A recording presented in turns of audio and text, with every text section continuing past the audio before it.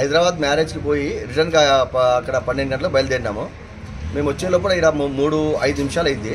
ఇక వచ్చే లోపల ఇక్కడ బస్సు బోల్తపడి ఇది అంటే అంత లోపల వాళ్ళు తీస్తుంటారు అన్నమాట. దాంట్లో మేము సహాయ సహకారం అందించినాము.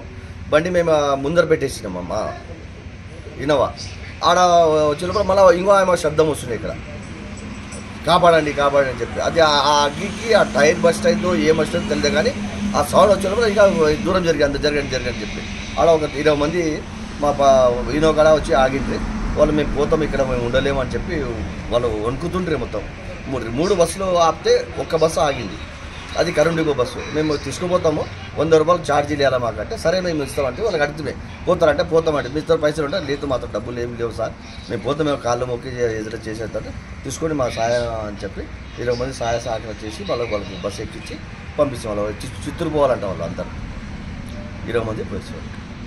అది మేము కాపాడే ప్రయత్నం చేసినాం, కానీ ఒక లేడీ మంటల్లో ఫైర్ అయిపోయి చనిపోయింది. ఇంకా దెబ్బలు తగిలిన వల్లనే మా అంబులెన్స్లో కర్నూలు షిఫ్ట్ చేసేసినాం. ఫైరింగ్ అని వచ్చి మంటల్ని అదుపు చేసేసాం. Thank you.